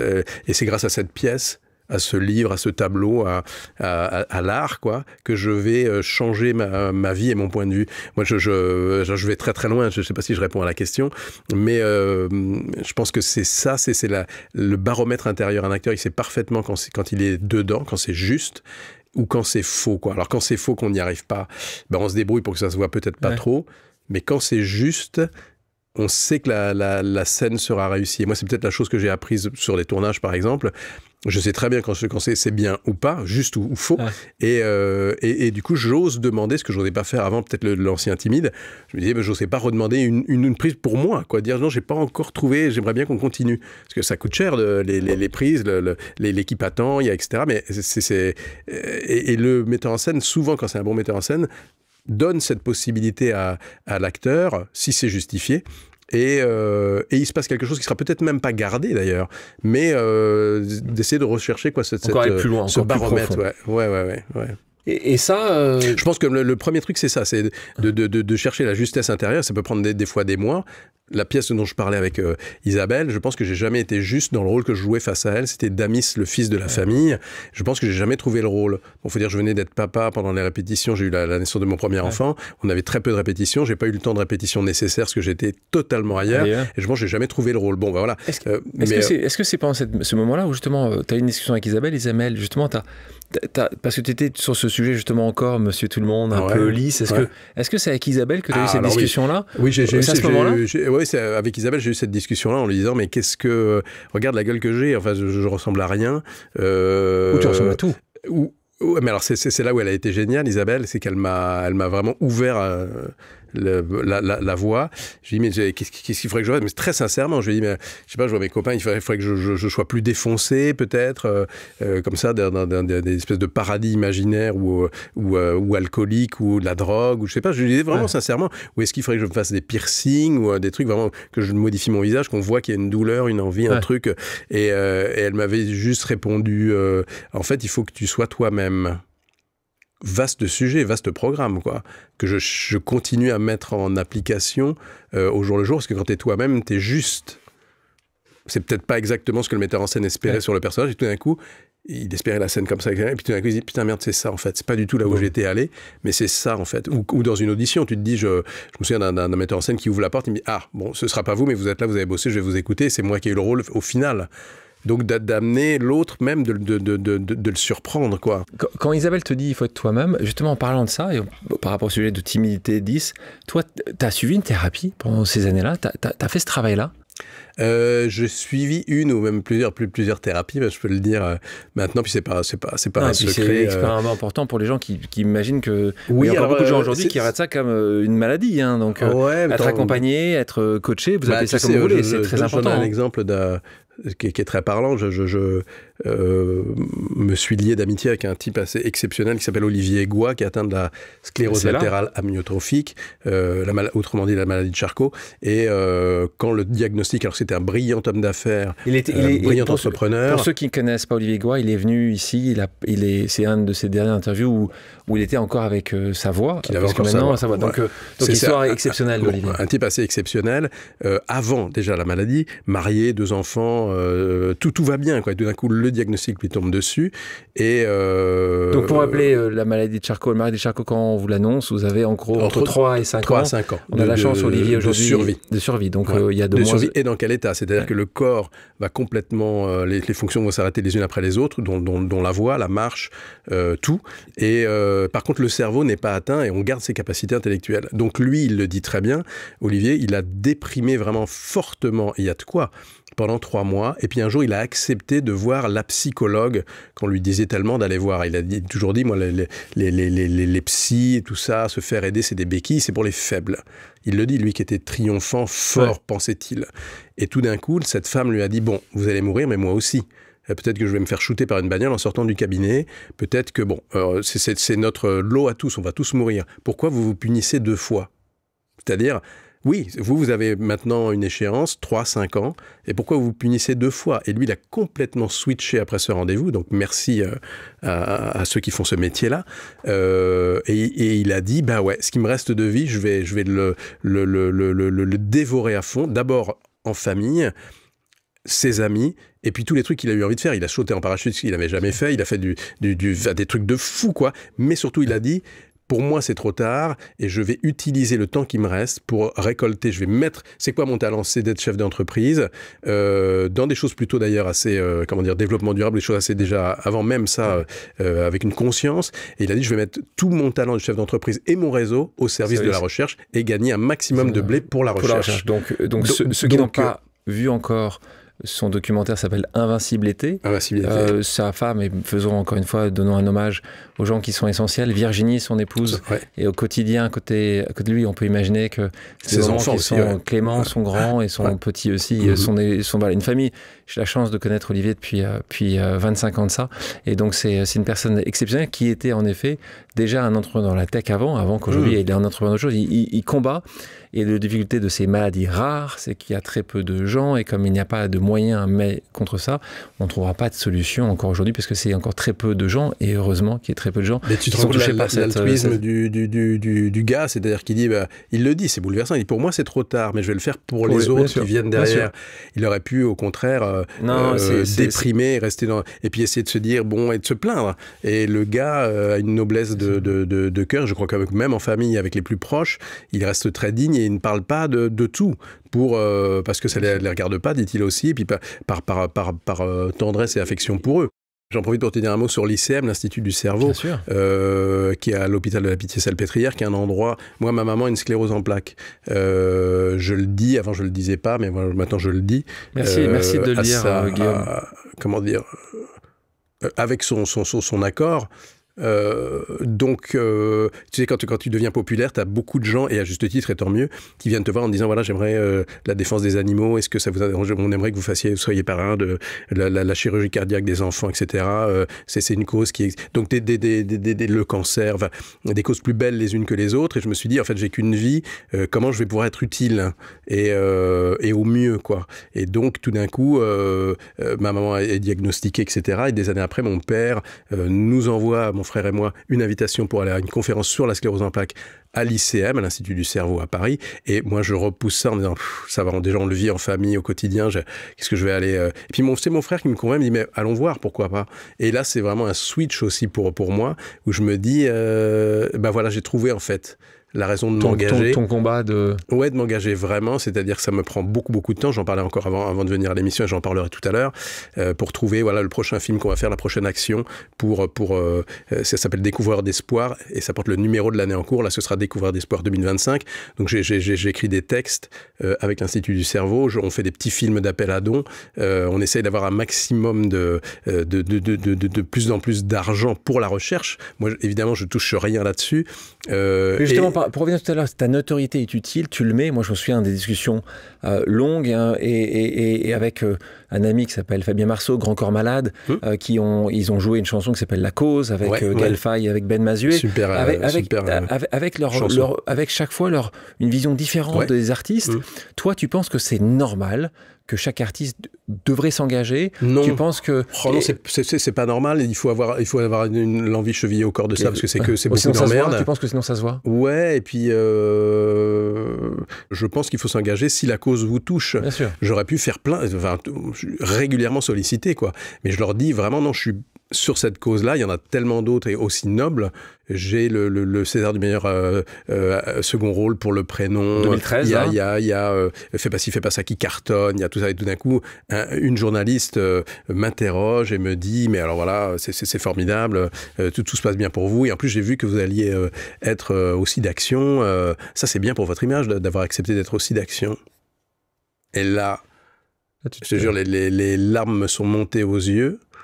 Je dis, ah oui, d'accord, oui, elle pense que là, je travaille aussi l'image, d'accord, que le truc, justement... Ça allait aussi bien avec ton César, en fait. Ouais, César et je lui ai juste dit, vous savez, moi, dans les années 80, j'ai vu plusieurs copains mourir, je pouvais absolument rien faire. Je peux pas tellement faire plus aujourd'hui. Si ce n'est que la différence, c'est que je suis devenu un personnage populaire. Donc si ma petite popularité naissante peut servir à dire aux gens, surtout aimez-vous, mais mettez des préservatifs, on en meurt encore, et c'est une maladie terrible. Je ne prétends pas autre chose que ça, et je ne viens pas travailler mon image, quoi. Elle m'avait vraiment dégoûté, en fait. Là, on est un peu, parlé de sujets tellement importants, et merci encore une fois de l'aborder, merci de dire pour ta maman également, pour montrer que la vie, c'est celle-là. La vie, elle est certainement, malheureusement, pas comme celle qu'on pouvait imaginer. Lecture des bouquins où tout va bien, maintenant, malheureusement, il y a beaucoup de choses qui sont beaucoup plus compliquées que ça. Mais revenons sur un moment quand même glorieux, heureux de ton existence, qui était fais pas ci, fais pas ça. On est en 2007, ça va durer une dizaine d'années. Là, c'est un succès considérable, hein, donc ça répond à quelque chose, c'est le pic et les boulets, c'est ça, si je me souviens bien. Et là, c'est quoi? C'est 4-5 millions de téléspectateurs dans l'année, c'est ça? C'est quand même des plus que ça encore? Oui, non, c'est entre 4 et 6 millions de téléspectateurs par soir devant leur télé, plus les replays. Donc c'est en gros 10 millions de Français qui voient l'épisode au final. C'est phénoménal. C'est un phénomène. Donc là, ça a été un phénomène, et pas pendant 6 mois, hein, ça a été pendant 10 ans. Raconte-nous, moi ce qui m'intéresse, c'est comment tu l'as eu le job? Parce que là c'était encore en train de manger des pâtes, j'exagère à peine. Hein. Tu as parlé de notoriété. Comment tu l'as c'est qui te tend la main? C'est une conjonction de rencontres. C'est une copine Cécile Réboa, qui a un copain qui s'appelle Pascal Chaumeil, avec qui ils ont travaillé et qui invite ce copain metteur en scène, Pascal, à venir voir une pièce qu'on jouait avec Cécile, avec Isabelle Gélinas aussi, qui s'appelle Le Jardin de Brigitte Buck. Et je joue un rôle où tu pourrais prendre le personnage et le mettre devant une caméra. Parce que souvent au théâtre, on est obligé de déclamer un peu. Ça peut paraître un peu faux, mais parce que juste, il faut se faire entendre jusqu'au 700e spectateur. Mais là, c'était une mise en scène extrêmement simple de Jean Bouchot, très réaliste. Et on pouvait en effet prendre le personnage et le mettre devant une caméra. Ça marchait tout de suite. Et cette pièce, ce que je ne pensais pas, m'a apporté beaucoup de choses, dont un tournage avec Jaoui Bakri aussi. Donc pas mal. Et tout d'un coup, ce metteur en scène est en plein casting et il se dit, tiens, j'ai proposé à ce mec que je connaissais pas, Tonquédec, là, s'il voudrait passer l'audition. Il venait voir en fait sa copine Cécile Réboa et Isabelle Gélinas, à qui il pensait déjà pour un des personnages. Et du coup, c'est comme ça que ça s'est fait, un peu vraiment le hasard, quoi. Et je me retrouve en tournée avec cette pièce et on reçoit les textes avec Isabelle de Fais pas ci, fais pas ça, écrit par Anne Jaffery, une immense autrice. Et parce qu'elle retranscrit la vie. Rien n'est explicatif ou expliqué, c'est la vie. Ce qu'elle réussit à écrire, j'ai rarement, jamais même relu ça après sur la famille, ce que dit un père à sa fille, une mère à son fils, ce que se disent dans le couple. Enfin, c'est vraiment exceptionnel. Donc je lis ça et avec Isabelle, on se dit mais tu as lu ce que j'ai lu et on se dit on ne sait pas qui va arriver tout ça. Suite, tu sais tout de suite en lisant, on sait tout de suite que c'est bien. D'accord. Pour répondre un peu à la question d'Isabelle avant, quand tu lis, moi je lis et je vois si mon encéphalogramme reste plat. Je me dis, je suis pas le bon cheval pour tirer la diligence, je saurais pas jouer le rôle, je vais rien apporter. Et là, tu dis, et là, tout d'un coup, je pars même dans les émotions, tu vois, je sais pas, tu vois un costume. Et tu te souviens, justement, quand tu fais le casting, tu te souviens ce moment-là, très précis? Très bien. C'est où? Il y a combien de personnes en face de toi? Il y avait Pascal Chaumeil, et Anne Jaffery, l'autrice, qui était là. Et donc, moi, j'ai passé avec Isabelle, elle a passé avec moi, elle devait jouer Fabienne. Et on s'éclate et tout, ça se passe très bien. Et toi, tu devais jouer qui au départ? Moi, je devais déjà jouer Renaud Le Piquet. J'ai toujours auditionné pour ça. Et Bruno, lui, de son côté, auditionne avec Valérie pour le couple Boulet. Et puis, ça, on est plutôt contents, etc. Mais on nous rappelle, tous les quatre, en disant, mais en fait, on va inverser les femmes. Et moi, j'ai tellement envie que ça marche que je me dis, merde, c'est foutu, quoi. S'ils inversent ces personnages, ça veut dire que, en fait, ils nous font revenir. On se tape des paranos, les acteurs, et tu te dis, en fait, ils veulent voir ils vont choisir les femmes, mais pas les maris. Enfin bon, donc dans un truc, dans un casting. On revient. On fait un casting, je me souviens avec Valérie. Pour le coup, avec Valérie Bonneton, qui a fini par décrocher le rôle, et moi aussi. Et je me souviens qu'il y avait une scène où j'étais en pyjama dans mon lit, et elle est en train de recouvrir les livres. C'est-à-dire que lui, il ne fout jamais rien. Il regarde. Il critique, mais il fait jamais rien, comme beaucoup de pères. En tout cas, c'était la vision à ce moment-là de ce personnage-là. Et elle s'énerve parce qu'elle arrive pas. Il manque 1 centimètre de papier transparent. Donc elle devient complètement, elle déprime. Donc lui se lève avec son petit pyjama. Puis il dit, mais chérie, mais c'est très bien ce que tu as fait, etc. Et elle, ça laisse, plus il la complimente, plus ça l'exaspère. Enfin, la scène est extrêmement drôle. Et on répète un peu la scène, etc. Moi, j'étais habillé un peu comme aujourd'hui. Et puis tout d'un coup, je dis, bah, je sors par la porte et puis je vais faire une entrée, voilà, comme la mise en scène le prévoit. Et je sors, et derrière, j'avais laissé un petit sac avec mon pyjama. J'avais apporté mon propre pyjama, parce que j'avais un pyjama comme Monsieur Lepic. Je me change en 3 secondes et demie, etc. Et j'arrive, et j'ouvre la porte en pyjama. C'est-à-dire, c'était totalement... c'est pas du tout prévu. Et c'était pas du tout ce qu'on avait fait à la répète. C'était juste, pas pour dire, voilà, c'était juste jusqu'au bout, là. Tu vas jusqu'au bout du bout. Mais prenez-moi. Ouais. Regardez, je suis le rôle. En pyjama, c'est moi. C'est moi le rôle. Et bon, ça avait fait rire Pascal Chomeil et Anne. Et Pascal m'a dit, en fait, t'as eu le rôle parce que t'es arrivé bien coiffé. Et bah ouais, c'était le personnage, quoi. Ils ont hésité à quelqu'un d'autre, ils t'ont dit après tu sais qui était en face de toi? Non, je sais qu'il y a eu d'autres auditions, mais bien je sais pas qui. Par contre, le changement de femme, c'est Anne qui a dit, moi, elle n'avait pas pensé à des comédiens, sauf Valérie, pour le rôle de Fabienne Lepic, et elle s'est pas trompée. On s'arrête sur une deuxième, t'imagines, tellement de gens qui voulaient te poser des questions, une deuxième pause amicale. On vient d'en parler, une pause de Valérie. Bonneton. Mon cher Guillaume, je vais te poser une question. Qu'est-ce que tu préférerais travailler avec un très grand artiste dont les qualités humaines sont assez médiocres, ou alors travailler avec un artiste, on va dire, moyen, dont les qualités humaines sont extraordinaires? Ni l'un ni l'autre. J'ai hâte d'écouter ta réponse. Je t'embrasse. Ni l'un ni l'autre. Ah, génial cette question. C'est une super question qui rejoint la discussion qu'on a eue tout à l'heure. Merci Valérie. Bah ouais, merci Valérie. Ni l'un ni l'autre. Tu m'as bien piégé. Non, tu m'as pas piégé du tout, d'accord. Non, parce que si le gars est hyper sympa et tout, bah on ira passer des vacances ensemble, on boira des coups, ou je sais pas. Mais s'il m'apporte rien, moi j'ai envie d'être nourri aussi par les rencontres et tout. Donc je te deviendrai un copain, mais si j'aime pas son travail, il faut pas se tromper en fait. Encore une fois. Moi, ça m'est arrivé, des gens vraiment chers, pas forcément des amis, mais aussi des gens, voilà, dans une proximité artistique, qui m'ont proposé des choses qui m'ont pas plu. Et je me dis, là, il y a pas 100 000 possibilités, donc je leur ai dit la vérité, quitte à peut-être à les perdre comme amis ou comme. Je dis, mais si je les perds, c'est qu'on n'avait rien à faire ensemble au final. Donc je préfère dire non parce que venir porter un truc, bah ouais, je serais mauvais tout simplement parce que je vais pas savoir quoi faire. On a parlé du prénom, on a parlé de fait passif, fait pas ça. La liste, et on a évoqué quelques films que tu as pu jouer, tu parlais de Jaoui tout à l'heure, on en a aussi un nombre assez important et imposant, mais moi j'ai envie qu'on passe un peu de temps sur le théâtre. Alors encore une fois, je suis un fan de théâtre, donc j'aime beaucoup aller au théâtre et je suis très heureux de voir que tu tournes, et quand on dit tourner, c'est que c'est pas uniquement pour les Parisiennes et les Parisiens, même s'ils ont beaucoup de chance, mais je sais que toi, il est important aussi que tes pièces puissent tourner. Je t'ai vu récemment dans une pièce qui est exceptionnel, qui est alors à nouveau pour aller souvent au théâtre, c'est une des j'ai pas vu le prénom malheureusement, mais cette pièce là, j'ai une pièce où j'ai rarement vu autant vu les gens rire, et les gens heureux. Et souvent ce que je dis à mes amis artistes, je dis, il y a un moment où tu apportes 2 heures de bonheur, et parce que souvent les artistes me disent oui mais c'est mon métier, je suis content de le faire, mais je te le dis Guillaume, et tu le sais très bien, c'est que c'est pendant 2 heures des gens qui sont rentrés avec leurs soucis. Ils sont rentrés avec leurs soucis. La majorité des gens que j'ai regardés à droite à gauche quand j'étais en train de te voir, je sais qu'ils ont leurs soucis comme toi ou comme moi. Et pendant 2 heures, ces soucis, ils les reprennent malheureusement. Mais pendant 2 heures, tu leur apportes un bonheur. Et cette pièce est dingue. Cette pièce tourne en plus, donc ce qui est assez fabuleux. Mais avant de parler de Mon jour de chance, qui est cette pièce dont je te parle, tu as gagné des prix, tu as fait déjà des belles choses. Pour toi, c'est 2 choses différentes plutôt, le théâtre et le cinéma, ou la télévision d'ailleurs, parce que toi, tu as fait les 3.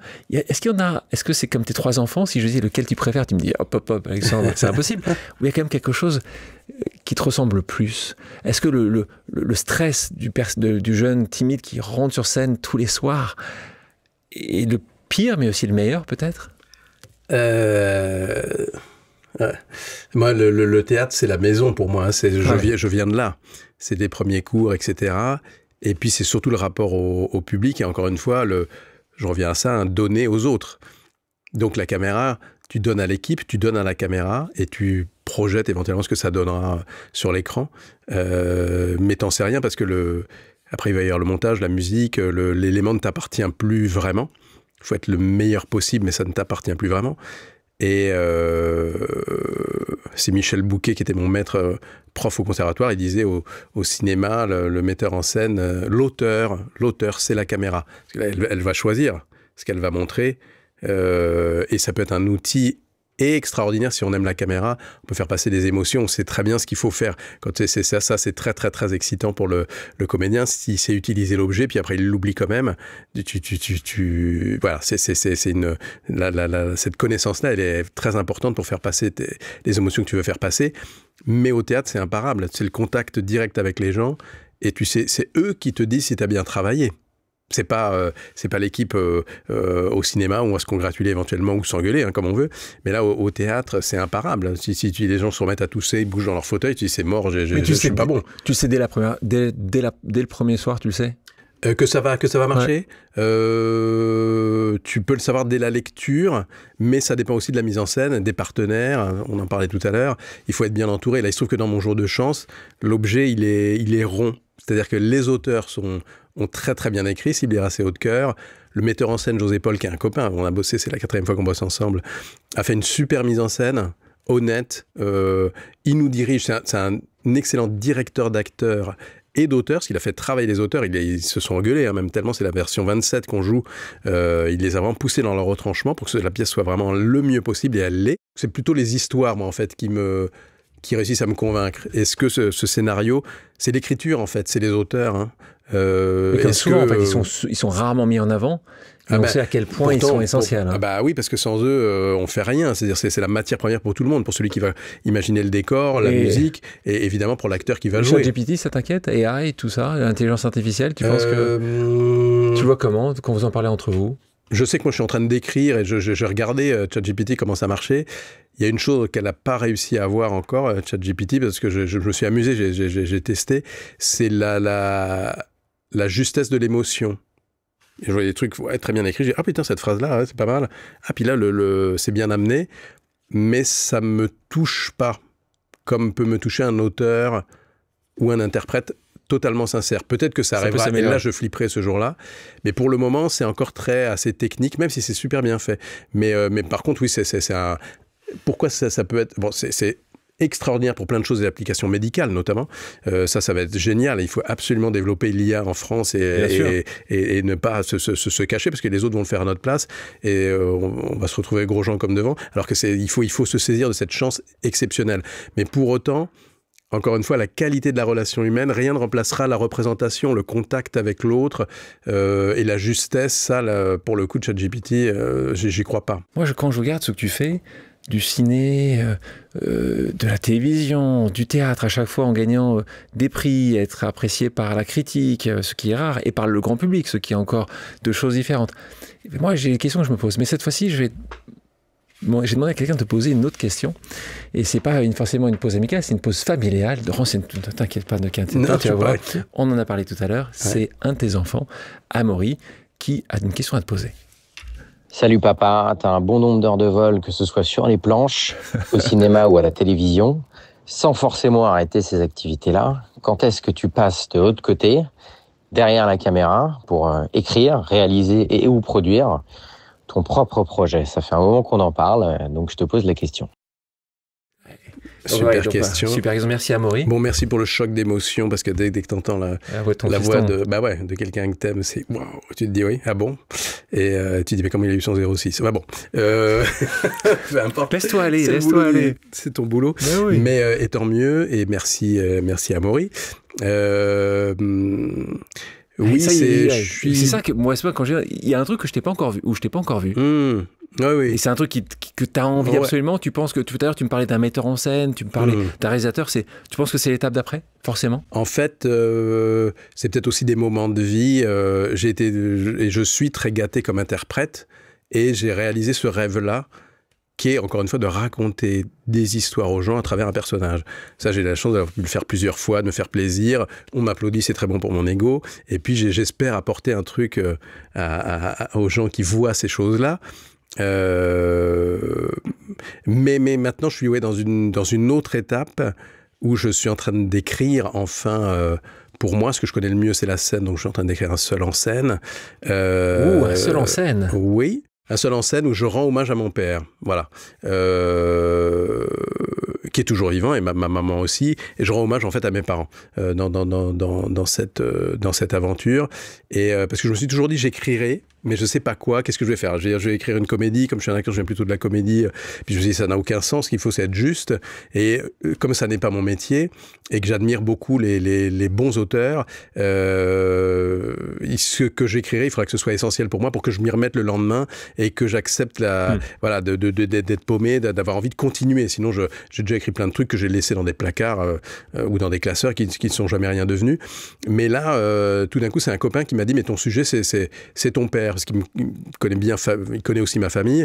Il dit, il y a un truc à faire avec ça. Et j'ai eu une réaction tellement violente de dire non, c'est trop proche de moi, qu'après, évidemment, le lendemain, en me réveillant, je me suis dit, mais en fait, il a raison. C'est moi qui n'arrête pas de dire, il faudra que ce soit essentiel. Là, c'est essentiel. D'où je viens, pourquoi, et le parcours de mes parents, la maladie qui s'invite dans une famille, comment mon père devient aidant de ma mère, bien malgré lui, alors que c'était pas le projet de vie initial, c'est jamais le projet de vie de personne. Pourquoi ils sont toujours ensemble, pourquoi ils ont résisté à ça, et pourquoi ça les construit et les renforce, au contraire. J'ai envie de parler de ça. Donc ça... Donc tu écris, tu vas mettre en scène. Alors, je vais écrire. Je suis en train d'écrire, là, en ce moment. Cool. Mise en scène. Et je ne ferai pas la mise en scène parce que je trouve que c'est trop... j'ai besoin quelqu'un qui va te qui va m'aider à aller vers le mieux. Je pense que c'est encore un autre boulot. Et donc, voilà. Et ce texte, vraisemblablement, sera peut-être publié, va d'abord devenir un livre. Et je travaille en même temps à l'adaptation. Alors, deux choses. Amaury nous posait deux autres questions. Là, ça y est, on l'a, l'écriture, mais il y avait réaliser et produire. Ça, c'est des sujets sur lesquels produire, je produirai le spectacle. Pourquoi ? Parce que j'ai envie de garder... C'est tellement intime que je veux garder la main absolue. Bien sûr. Je veux que tout, jusqu'à la virgule près, soit ma décision. Et je pourrais m'en prendre qu'à moi-même, mais surtout, ce ne sera pas abîmé par quelqu'un d'autre. Voilà. Donc je vais produire et mettre en scène, si ça j'en ai très envie, ce sera parce que la mise en scène m'intéresse, mais aussi la direction d'acteur. Ça, je trouve ça tellement mystérieux que c'est quelque chose à quoi je veux me frotter. Ouais. Dis-moi, j'aurais dû poser la question, Mon jour de chance, en film, ça veut même plus dire que le prénom. Est-ce que, ça y est, on te l'a proposé, Mon jour de chance, en faire un film? Est-ce que c'est évidemment quelque part là-haut ou... Oui, c'est tout à fait possible. Et il y a des pistes qui sont creusées.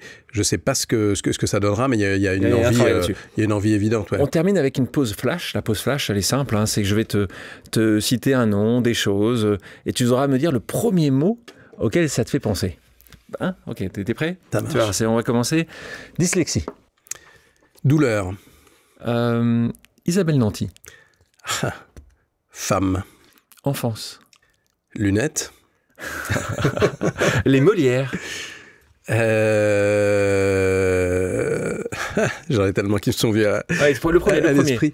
Premier qui arrive, je sais que c'est... joie. Les Césars. Comble de joie.